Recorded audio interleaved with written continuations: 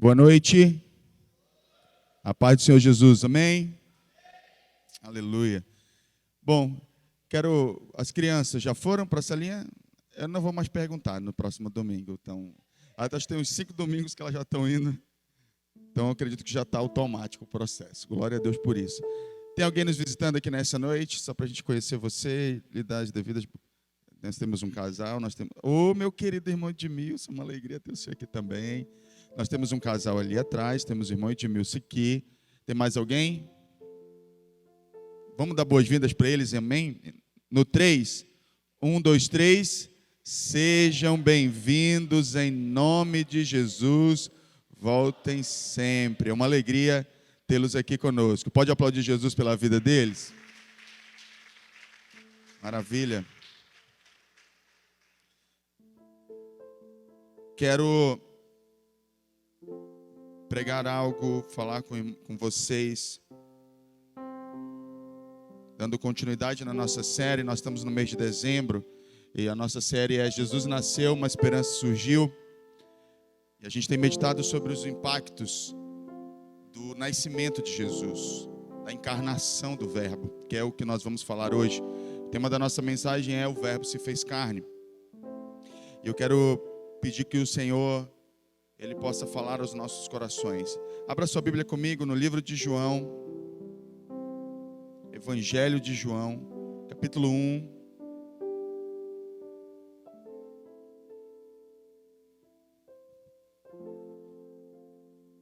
Nós vamos ler os versos 3 até o verso 5. Depois nós vamos pular para o verso 14. Diz assim o texto. Tudo que eu vou pregar agora, nós cantamos a noite toda aqui. Nós cantamos que o Verbo se fez carne, que Ele é a luz do mundo, que Ele encarnou para nos salvar, e nós vamos meditar sobre esta verdade. No princípio, era aquele que é a palavra, em outras traduções, o Verbo. Ele estava com Deus e era Deus. Ele estava com Deus no princípio. Todas as coisas foram feitas por intermédio dele. Sem ele, nada do que existe teria sido feito. Nele estava a vida, e esta era a luz dos homens. A luz brilha nas trevas, e as trevas não o derrotaram. Pula para o verso 14. Aquele que é o Verbo, ou a palavra, tornou-se carne e viveu entre nós. Vimos a sua glória, glória como do unigênito vindo do Pai, cheio de graça e de verdade. Querido Espírito Santo, nós convidamos o Senhor para que nessa noite o Senhor venha sobre nós e nos ilumine com a sua palavra. Ilumine o nosso entendimento com as tuas verdades e que nós possamos ser profundamente tocados pela palavra do Senhor nessa noite, em o nome de Jesus. Amém e amém. A verdade sobre a encarnação de Cristo, sobre o Verbo vivo que encarnou, deveria ser o centro das nossas comemorações no período de dezembro. Afinal de contas, nós estamos no período do Natal, e nesse período, embora que teoricamente, culturalmente se diga que nós celebramos a festa do nascimento de Jesus, na prática, no nosso dia a dia, nós temos celebrado outras coisas que não a encarnação do Verbo vivo. Coisas essas que elas não são pecados por si só, mas elas desviam a nossa atenção. Quando nós vemos João escolhendo começar o evangelho dele, declarando que no princípio era o Verbo estava com Deus e o Verbo era Deus. João está se referindo ao Deus eterno, que no princípio, na criação em Gênesis, ele estava fora do tempo, mas que agora ele entrou no tempo. Ele estava fora do nosso espaço-tempo e agora ele entra no nosso espaço-tempo para que nós possamos viver o propósito dele no espaço e tempo que nós vivemos. Só que, quando chega no final de ano, a gente tem se deixado levar por algumas outras coisas que não são as verdades do Evangelho e nem tem relação com o nascimento, com a encarnação do Verbo que fez carne para morrer por nós e pagar o preço dos nossos pecados. E existem alguns fatores que têm impedido isso. Eu não quero entrar muito na parte teológica desse texto, embora seja maravilhosa, não agora, sobre a questão do Verbo se fez carne. No princípio, quando João escreveu isso, havia todo um questionamento se Jesus era realmente Deus. E por outro lado, havia um outro questionamento também, que na verdade ele não tinha um corpo, ele era só uma ilusão. E aí, para refutar ambas as ideias, o apóstolo escreve que ele era o Verbo, ele era Deus, ele estava antes de tudo, ele estava na criação, antes que tudo existisse, ele estava lá. E sem ele, nada do que foi feito existiria. Então, mostrando então a divindade, o quanto ele realmente é Deus. Por outro lado, o apóstolo também vai falar que ele habitou. A palavra adequada para este verbo é tabernaculou. Ele assumiu um corpo. Inclusive em Hebreus capítulo 10, lá pelo versículo 5, ele diz: sacrifício não quiseste, mas um corpo me preparaste. Jesus então decide assumir uma forma humana, entrar no templo, para que ele pudesse cumprir o propósito de Deus de nos resgatar. E é sobre isso que deveria falar o Natal, o nosso Natal. Esses dias eu tenho refletido, e o Espírito Santo tem me levado a essa reflexão, é que eu não sei quanto a vocês, mas o que eu sinto no meu espírito é que nesse período, e eu não me refiro às pessoas que estão no mundo, eu me refiro aos cristãos, que o que tem predominado na vida dos cristãos são os mesmos valores daqueles que não conhecem Jesus. São valores que estão completamente desconectados, sobre os quais eu percebo e vou falar durante essa mensagem, que estão nos conduzindo no período de Natal, produzindo em algumas vezes, em alguns casos, em algumas pessoas, uma espécie de um afastamento espiritual, de uma frieza espiritual, como se o período de dezembro ele fosse um período onde nós pudéssemos baixar nossa guarda espiritual, para que em janeiro nós pudéssemos retomar a nossa vida espiritual ao normal. Isso é extremamente arriscado e perigoso, essa ideia. E aí, quando eu estava lendo esse texto, uma coisa Deus falou comigo: a doutrina da encarnação, ela é uma doutrina central da vida cristã. E se ela é uma doutrina central, significa dizer que haverá uma resistência espiritual por parte do inferno, tão intensa, proporcional à importância desta doutrina. E eu pensei, o Espírito Santo falou ao meu coração: acredito que a maneira como o inferno tem conseguido encontrar e fazer resistência à doutrina da encarnação é colocando outras culturas suaves e despercebidas no nosso dia a dia, na nossa forma de celebrar esse período do ano. Embora nós saibamos que Natal é dia 24, a partir do momento que nós entramos no mês de dezembro, e por isso decidi pregar essa mensagem, nós já começamos a ser contagiados por essa forma de encarar as coisas, por essa maneira, por esse sentimento que muitas vezes nos invade, toma conta e nos faz andar dessa maneira. Por isso, eu quero que a gente pense um pouquinho sobre a importância da encarnação de Cristo. Todas as vezes que você quer saber se uma doutrina é importante, perceba o quanto de resistência o inferno faz contra ela. A gente percebe agora que, por exemplo, a gente sabe que família é um conceito muito importante. Eu vou falar sobre isso hoje. Pela resistência que Satanás exerce, o quanto ele tenta se opor a esse conceito. Quando nós falamos de pureza, nós percebemos também a mesma investida de Satanás contra esses princípios, porque quanto tão alinhado é um princípio com a vontade de Deus, com a verdade de Deus, tão maior é a resistência espiritual a esse princípio. E aí, eu quero começar mostrando para você que o mesmo apóstolo que declarou a encarnação do Verbo vivo, na sua epístola, em 1 João, no capítulo 4, do verso 1 ao 3, quando ele estava falando sobre como é que a gente deve identificar se um espírito vem ou não vem de Deus, ele fala algo muito interessante, queria que você acompanhasse comigo aqui na tela. 1 João capítulo 4, a partir do verso 1. Amados, não creiam em qualquer espírito, mas examinem os espíritos para ver se eles procedem de Deus, porque muitos falsos profetas têm saído pelo mundo.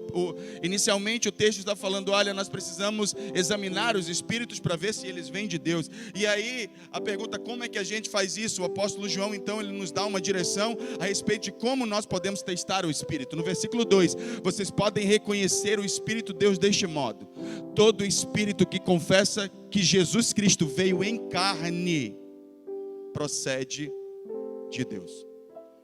E aí, perceba que uma das maneiras de Satanás resistir à verdade da encarnação é negá-la. Por que o inferno, então, tenta negar o fato de que Jesus encarnou, de que ele nasceu, de que ele se fez carne? Porque existem implicações poderosas que nós não temos pensado, talvez, nesse período. Deveríamos nos lançar em refletir um pouco mais sobre o quão poderoso é o fato de que Jesus nasceu e encarnou para nos salvar. E nós estamos fazendo isso nessa série. E aí nós percebemos aqui que nesse período nós temos sendo conduzidos por outras coisas, por outras ideologias, por outros pensamentos, que não o princípio da encarnação e da vontade de Deus. Então eu queria mostrar pelo menos duas coisas, inicialmente, que tem sido nossa prioridade nesse período do ano. Primeira coisa, ao invés de muitas vezes nós estarmos meditando e vivenciando a realidade da encarnação de Cristo, nós estamos vivenciando as nossas tradições familiares. É muito comum. Com isso eu não quero dizer que as tradições familiares em si, elas sejam um problema, mas elas podem se tornar um problema. Quando Mateus escreve em Mateus no capítulo 15, no versículo 6, que os fariseus, eles invalidavam, pela tradição deles, eles invalidavam o mandamento de Deus. E a grande verdade é que alguns cristãos não têm parado para pensar sobre suas próprias tradições familiares e se essas tradições invalidam ou não os mandamentos de Deus. Eu vejo que alguns cristãos, dentro dos seus contextos familiares, eles estão fazendo concessões espirituais a respeito da sua relação com Cristo, se submetendo a ambientes e situações que não deveriam se submeter. E nós precisamos começar a entender que, à luz das Escrituras, que no capítulo 15, ele diz assim: não está mais obrigado a sustentar seu pai, assim por causa da sua tradição, vocês anulam a palavra de Deus. Eu quero questionar você amorosamente nessa noite. Suas tradições familiares, eu vejo um forte apego por parte dos cristãos às suas tradições familiares no Natal. Eu quero ter muito cuidado ao falar isso, porque a gente sabe que família é um projeto de Deus. E a gente acostumou a associar que tudo que está relacionado com família, Deus aprova. Só que esse discurso, ele é parecido com o discurso do mundo que diz: se tem amor, vem de Deus. É por meio desse discurso que, por exemplo, a gente tem ouvido muitas pessoas falando no mundo que se duas pessoas se amam do mesmo sexo, se tem amor, vem de Deus. No nosso caso se tem família envolvida, vem de Deus. Mas veja bem, não é bem assim. Nem tudo que a gente faz dentro de um contexto familiar agrada a Deus. As coisas precisam estar alinhadas com a vontade de Deus.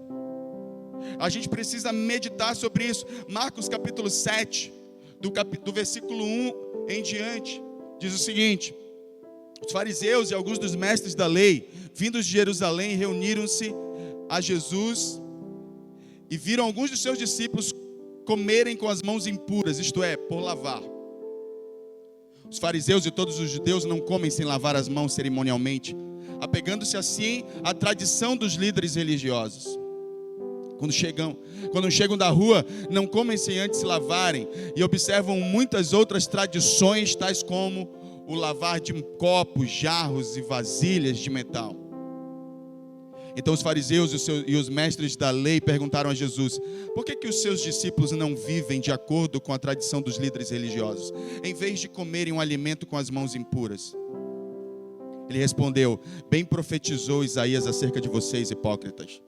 Como está escrito: este povo me honra com os lábios, mas o seu coração está longe de mim. em vão me adoram, seus ensinamentos não passam de regras ensinadas por homens.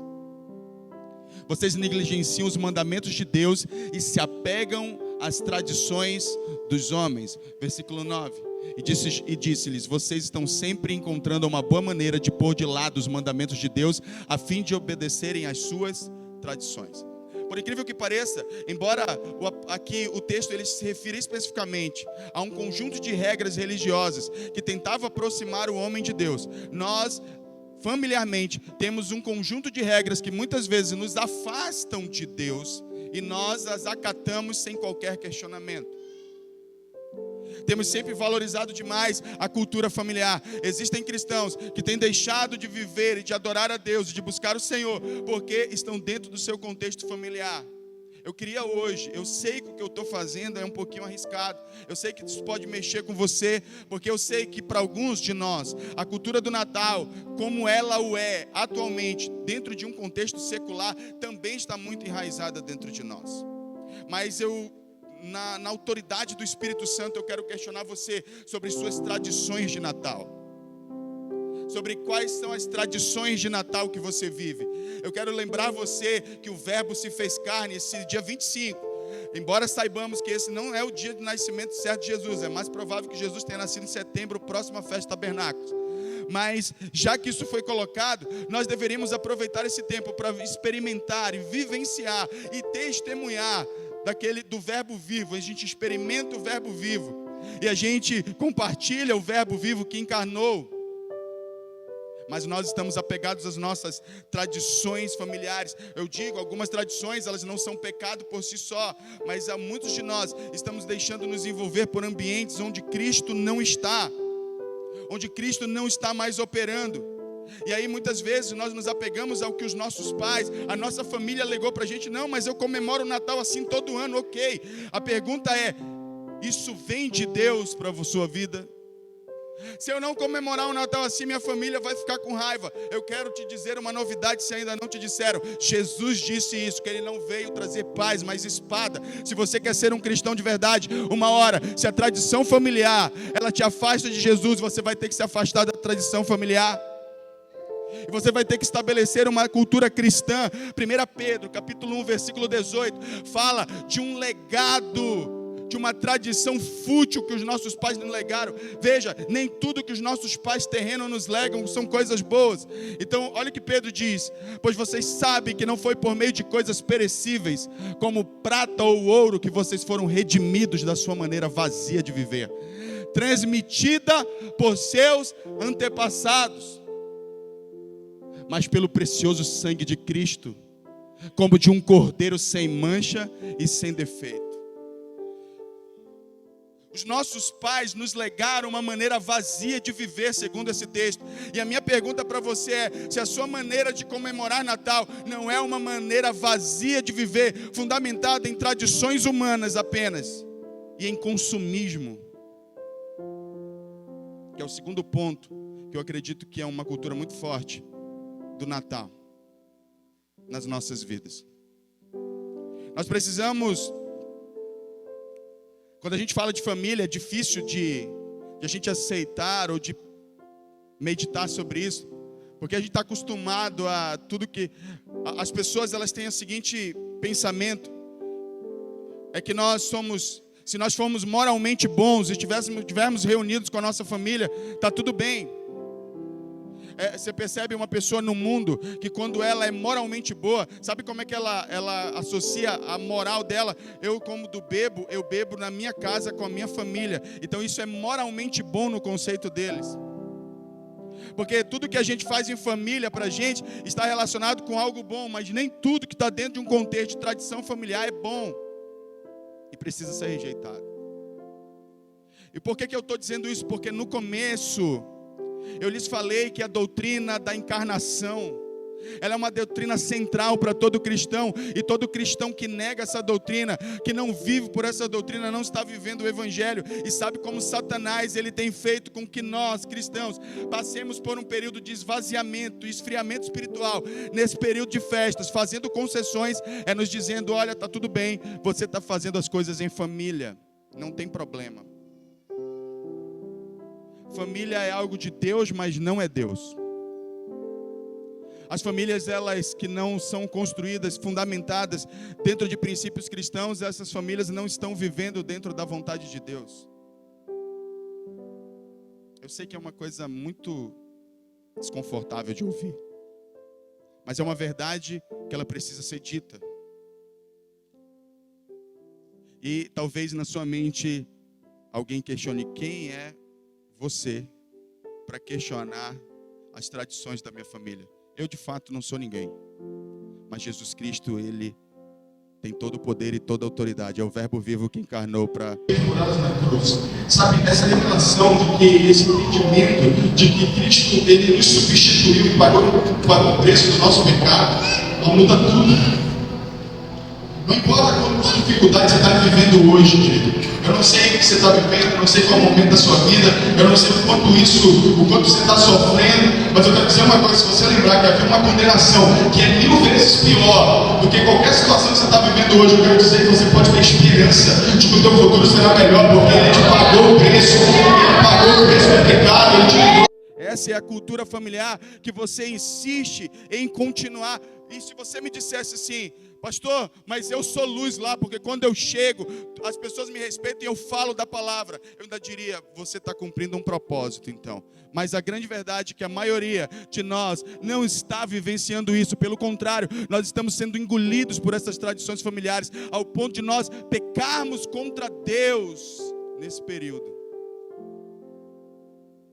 Fazemos concessões, pensamentos de depois eu peço perdão, depois volta tudo ao normal, depois passa as festas, é só hoje, não tem mal nenhum, é só hoje, tem mal. Deus está olhando para você, Ele quer você por completo, Ele morreu por você por completo, para que nem um dia sequer você abrisse concessão, porque Ele não pensou nem um minuto sequer, quando Ele pensou em ir à cruz por você e por mim. Um minuto sequer. Nós precisamos então rever nossas tradições. Colossenses capítulo 2, versículo 8. O apóstolo Paulo, mais uma vez, nos dá um conselho. Tenham cuidado para que ninguém os escravize a filosofias vãs e enganosas, que se fundamentam nas tradições humanas e nos princípios elementares deste mundo, e não em Cristo. Não importa, irmãos, quão inofensivo pareça para você as práticas de Natal de quem não está em Cristo, você deve evitá-las. Você deve lembrar que o nosso Natal é Cristo encarnado. Você deve lembrar que o nosso Natal é o Filho de Deus que nasceu para pagar pelos nossos pecados, e nós vamos já ver isso. Mas antes, deixa eu falar de uma segunda cultura que também ofusca, que também abafa a encarnação de Cristo. Chega nesse período do ano, nós estamos preocupados em gastar, nós estamos preocupados em adquirir, e nós vamos fazendo concessões mais uma vez. A gente deixa de orar, deixa de ler a Bíblia, deixa de ter relacionamento com Deus, porque nós estamos ocupados demais com outras coisas.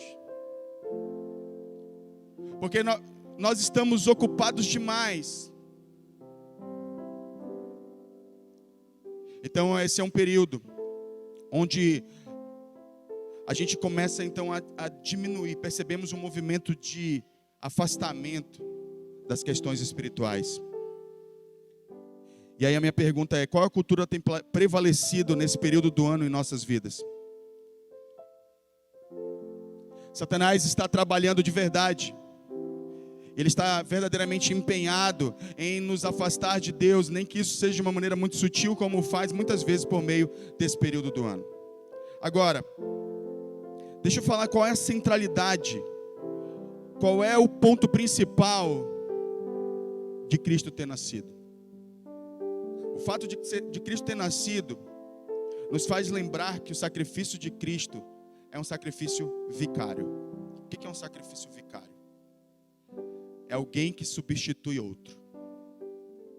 Cristo veio a esse mundo, nasceu para nos substituir. Para isso é importante que a gente entenda todo o contexto dessa verdade. A gente não está comemorando o Natal direito, porque a gente esquece que Cristo veio nos substituir na cruz, pagar uma sentença que não era dele por nós, para que nós no Natal, no dia onde dizemos que comemoramos o seu nascimento, voltemos para as práticas pela qual ele morreu para nos tirar. Não pode ser assim, irmãos. Não pode ser assim. Deixa eu mostrar para você o que é a verdade do sacrifício vicário. Jesus Cristo veio nos substituir naquela cruz. Hoje essa foi uma verdade que, como cristão, eu sou cristão há 23 anos, mas todas as vezes que eu me lembro disso, isso mexe comigo. Em João capítulo 1, versículo 29, o apóstolo João diz: eis o Cordeiro de Deus, que tira o pecado do mundo. Quando João faz essa afirmação, ele está olhando para o Antigo Testamento e fazendo uma referência ao sistema de sacrifícios que aquele povo vivia para cobrir o pecado, porque segundo o apóstolo que escreveu o livro de Hebreus, sangue de bodes e de touros e de cordeiros não eram capazes de remover o pecado. Mas João está dizendo: este é o Cordeiro de Deus que tira o pecado do mundo. Está dizendo o que a nação de Israel fazia todas as vezes que eles pecavam. Eles iam lá, ofereciam um sacrifício, e aí esse sacrifício, esse bode, esse animal recebia a culpa, substituía o pecador na sentença. E então esse animal era sacrificado no lugar do pecador.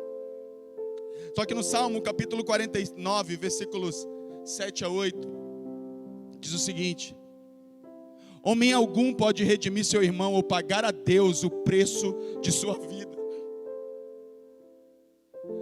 pois o resgate de uma vida não tem preço, não há pagamento que o livre. Aqui tem uma outra cultura judaica aqui.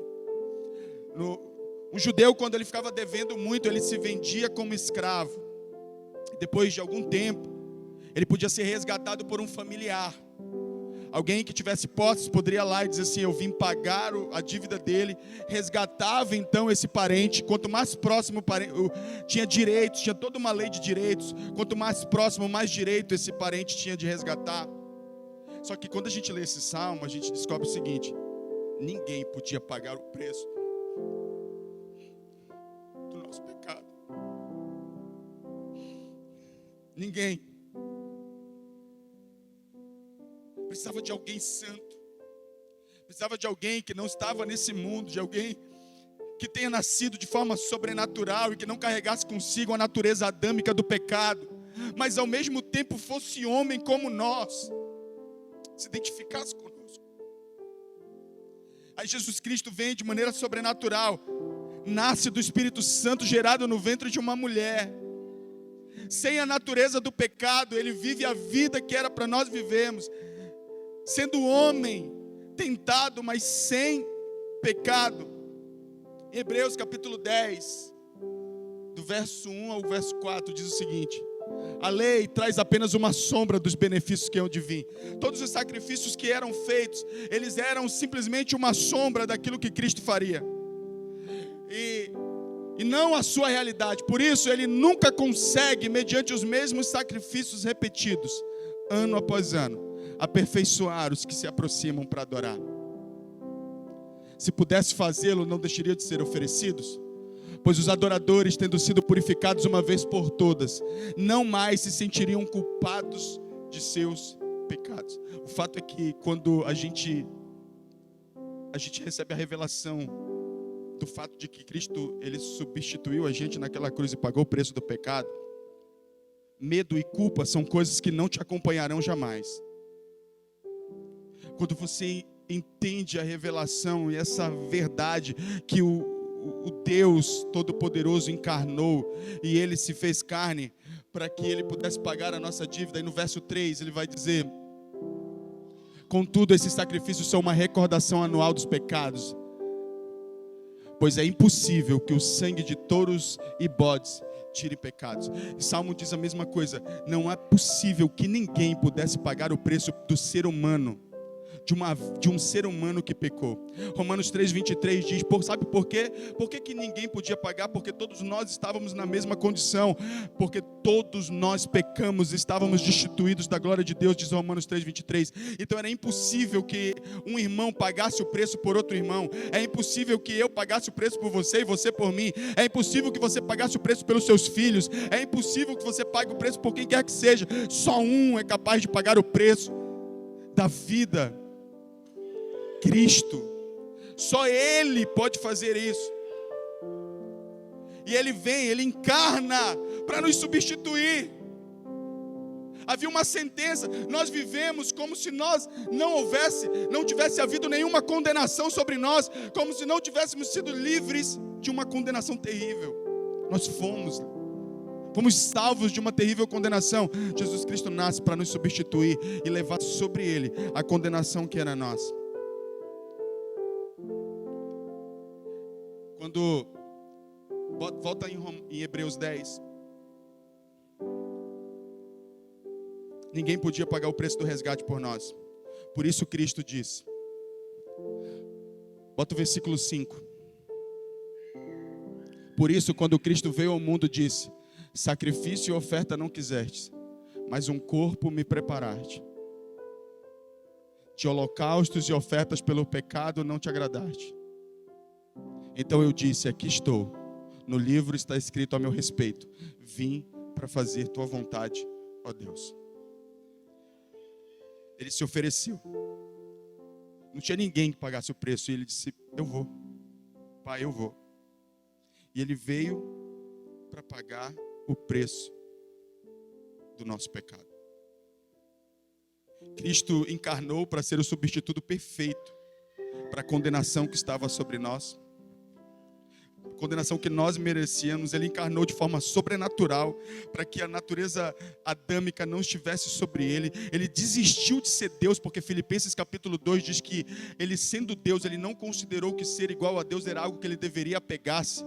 Antes humilhou-se, esvaziou-se a si mesmo. Com esse esvaziar de Cristo está relacionado com o fato de Cristo ter andado nessa terra sem os atributos de Deus. Nós sabemos que Deus tem alguns atributos. O Deus ele está em todo lugar, nós chamamos isso de onipresença. Mas Jesus, ele não usava do atributo da onipresença, ele ia caminhando de cidade em cidade. Nós sabemos que Jesus sabe que o Deus, ele é onisciente, ele sabe de todas as coisas. Nós sabemos também que Jesus é onipotente, tem todo o poder, mas em determinados lugares, por exemplo, quando ele esteve entre os irmãos, ele não pôde fazer o milagre, porque ele andou como um homem de fato. Embora na essência ele continuasse sendo Deus, ele se esvaziou dos seus atributos para andar nessa terra como um homem e para poder ser o substituto perfeito, porque ele, como homem, ele precisava viver uma vida santa para poder pagar os nossos pecados, e assim o fez. Lá em 2 Coríntios capítulo 5, 21 diz que ele se tornou pecado por nós. 2 Coríntios 5, 21. Deus tornou pecado por nós aquele que não tinha pecado, para que nele nos tornássemos justiça de Deus. Eu sempre que eu medito nisso, tem um louvor que eu gosto muito. Eu vou pedir para os meninos colocar esse louvor aí, para a gente meditar nele, só para a gente ouvir. Havia uma condenação sobre nós. A gente está comemorando o Natal de forma errada, mas veja bem, deixa eu lembrar você, Jesus Cristo nasceu, não é isso que nós comemoramos no dia 25, não é para isso que nós estamos nos preparando, não é para isso que você comprou roupa, não foi para isso que você está se preparando financeiramente para fazer ceia, que você gastou algum dinheiro para fazer alguma festa lá na sua casa, reunido com a sua família, mas eu quero te lembrar que alguém nasceu para morrer e pagar o preço do nosso pecado, e nós não podemos perder isso de vista. Havia uma condenação sobre nós. Sabe quem eram os condenados? Éramos nós. Coloca essa canção aí para mim. Eu queria que você deixasse o Espírito Santo falar no seu coração nesse momento. Feche seus olhos. E vou pedir que você deixe o Espírito Santo ministrar seu coração. Nós precisamos lembrar, nós precisamos trazer à memória. Você é livre, salvo, porque alguém te substituiu na cruz. Porque alguém pagou o preço do seu pecado.